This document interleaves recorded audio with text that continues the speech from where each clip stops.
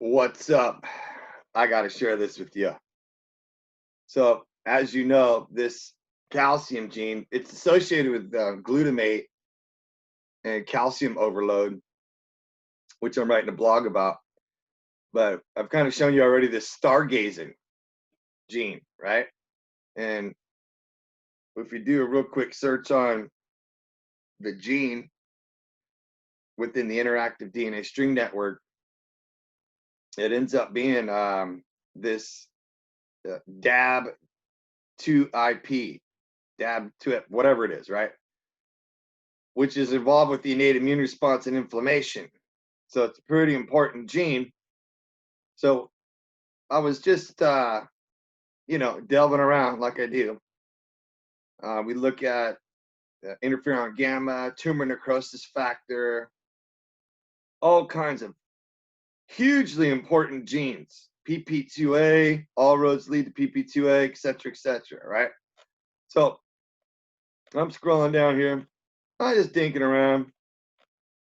And within the pathways here, oh, where'd it go? It mentions DAP12 signaling several times. So I know how important DAP12 signaling is. And so I was revisiting DAP12, and there's an acronym that they're using called Killer Activating Receptor Associated Protein. Anyway, it's called CARAP. And when you look up the etymology, CARAP, hold on, dude. I have to make a video of this to show you. I can't explain it in a text. It's impossible. So, what this means, CARAP. Some sort of word here is what comes up. And it means swan. Pretty much, right? Let me wait for a second for this to load. Carap means swan, right? Okay. Well, I know that there's a lot of stuff surrounding swans in ancient mythology. So if I just typed in swan plus mythology, this is what I get. Greek mythology, swan. Okay. Watch this, dude. This is madness, insanity. Hold on here. Bear with me. Bear with me. It's gonna get good. It's gonna get real good. Okay.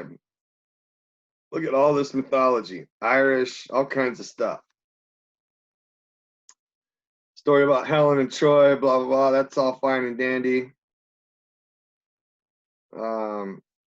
Something about Irish legend and children. Stepmother transporting her children into swans for 900 years. And the legend of Wuhing of Etan, the king of Sidi, subterranean dwelling, supernatural beings. Transforms himself into the most beautiful woman in Ireland, into swans to escape the king of Irish armies. Subterranean dwelling, supernatural beings. Focusing on that. In North mythology, there are two swans that drank from the sacred well of Urd. Okay, watch this. So here's the word. Old Norse, well of Urur. Okay. Talks about, in both sources, the well lies beneath the world tree. That, my friend, is the tree of life, which is protein ash, GRB2. Okay. So then it goes on and it talks about, dude, I gotta send this link to you so you can just pick this one apart because it's gonna be well worth your time. Goes on and talks about this is described as being located beneath Yggdrasil, and that Yggdrasil is an evergreen ash tree. Protein ash is covered with white mud or loam. I haven't looked at that one yet, but I will. And it talks about mysterious, obscure, blah, blah, blah. Then it goes down, talks about figures called just as high. There are 3 men that respond to questions. Okay, look that up. That's some crazy ass shit too. High provides more information regarding the well. High says that there are many beautiful places in heaven, and everywhere there is divine protection around it. There are beautiful halls under the ash tree near the well. From this hall come 3 maidens whose names are Vindandi, and Scold. I guarantee you right now, these 3 maidens are the Aurea, the 3 sisters of fate that talk about in Greek mythology. The maidens shape the lives of men, same thing that the 3 sisters of fate do with the Aurea calcium gene, and we call them Norns, right?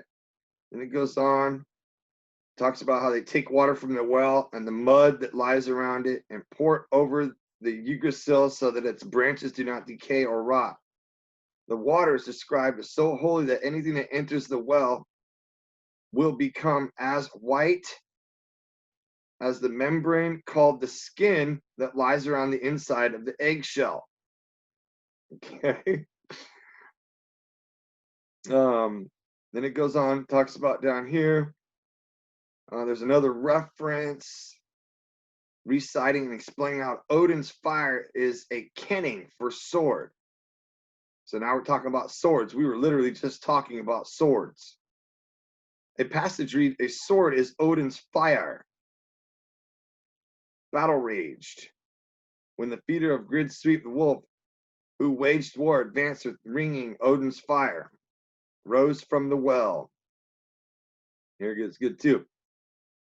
Brunn is mentioned in second time, section 52, this time associated with Christ.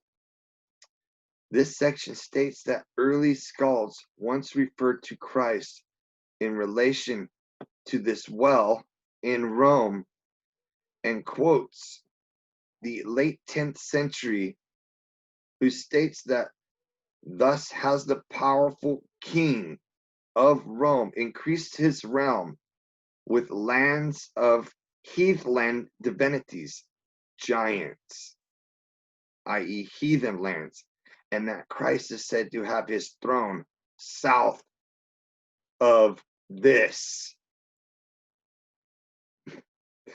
Could this be the well, the the well that gives immortality, that sits below the tree of life? So what's fascinating to me is that this DAP12, when you go look up the signaling channels for it,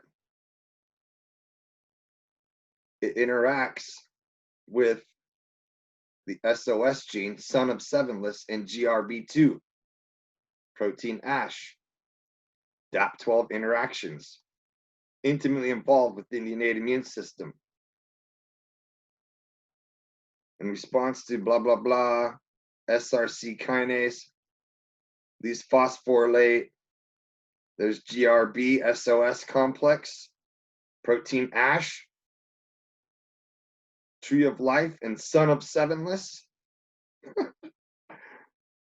And that it interacts with the house, Castistis. And not only that, when you look up the molecules here, they mention inositol. And when you look up inositol and follow the trail, let me just go back to show you. Inos comes from inocyte, right? A tendon, is what they say. But when you click on this link from the ancient Greek,